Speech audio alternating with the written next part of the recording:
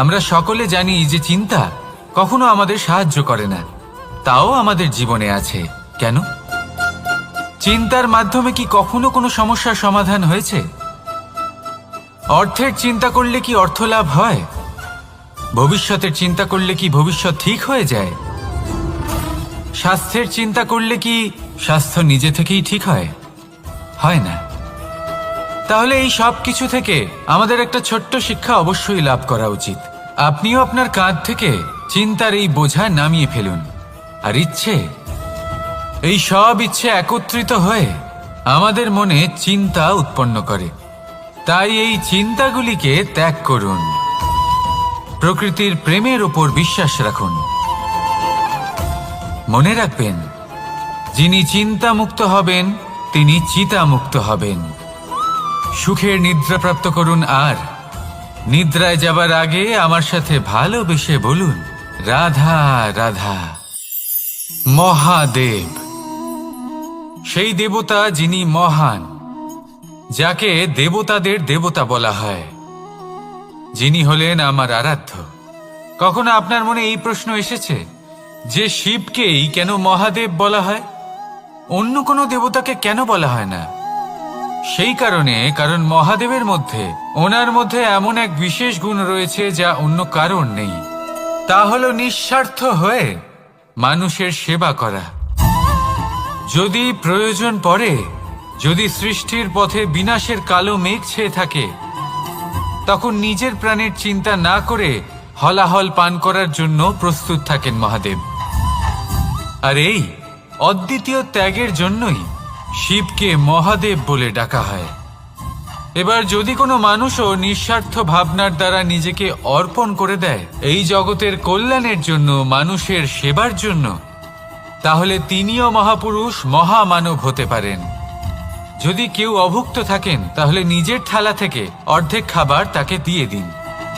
যদি কেউ অসুস্থ হন, তাহলে তাকে সেবা করার, চিকিৎসা করার চেষ্টা করুন। এই জীবন শুধু নিজের জন্য নয়, অন্যদের প্রতি, সমস্ত সংসারের প্রতি উৎসর্গ করুন। যদি এই সব মানুষ শিখে যান, তাহলে তিনি মহাদেবের পথে অগ্রসর হতে পারেন। যদি মানুষ নিঃস্বার্থ ভাবনার দ্বারা এই সংসারের সেবা করতে শিখে যান, তাহলে তিনি নিশ্চিত রূপে মহামানব অবশ্যই হতে পারবেন। আসুন আমার সাথে ভালোবেসে বলুন, রাধা রাধা। স্বর্ণ, হিরে, মুক্ত, মানিক, এই সব কিছুকে আগে পাথর বলা হতো। তাহলে এমন কি হলো যে এদের রত্ন বলা হয়? আর রত্ন তা বাস্তবে আসলে কি? এটা হলো সেই পাথর যাকে আগে আগুনের তাপ সহ্য করতে হয়েছে, পরখ করা হয়েছে, যাচাই করা হয়েছে, এদের কাটার চেষ্টা করা হয়েছে, কিন্তু তারা কখনোই নষ্ট হয়নি, বরং তারা আরো উদ্ভাসিত হয়েছে, আরো উজ্জ্বল হয়েছে, এই সংসারে আরো প্রকাশ ছড়িয়ে দিয়েছে। সেই জন্য এরা হলো এত অমূল্য, সেই জন্য এরা হলো বহুমূল্য, সেই জন্য এদের রত্ন বলা হয়। এবার মানুষের কাছেও এই নির্বাচনের অধিকার রয়েছে যে আমরা শুধু পাথর হয়ে থাকব নাকি রত্ন হয়ে থাকব। কিভাবে? আমাদের জীবনেও অনেক সমস্যা রয়েছে, বাধা আছে, বিপত্তি আছে। আমরা সেই বাধার তাপে উত্তপ্ত হই, এই সমস্যা আমাদের কাটার চেষ্টা করে। অনেক মানুষ বিভিন্ন পরিস্থিতি আমাদের ভাঙার চেষ্টা করে, কিন্তু আমাদের নষ্ট হলে চলবে না। যেভাবে এই রত্ন সমস্যার সম্মুখীন হয়ে পাথর থেকে রত্ন হয়েছে, সেইভাবেই আমাদেরও আমাদের সমস্যার সম্মুখীন হয়ে রত্ন হয়ে উঠতে হবে, এই সংসারে প্রকাশের স্রোত হয়ে উঠতে হবে। তাহলে এটাই করুন আর আমার সাথে ভালোবেসে বলুন, রাধা রাধা। সংসারে সব থেকে বড় শক্তি আসলে কি? কেউ বলবেন শারীরিক শক্তি, কেউ বলবেন অস্ত্রের শক্তি, কেউ বলবেন জ্ঞানের শক্তি।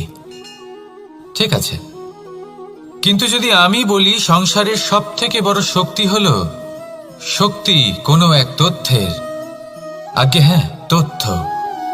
এই তথ্য নিজেই কিন্তু খুব শক্তিশালী, অত্যন্ত শক্তিশালী অস্ত্র হলো এই তথ্য। আর সত্যি বলতে, অনুচিত তথ্যের থেকে অনেক বেশি ঘাতক হলো অসম্পূর্ণ তথ্য।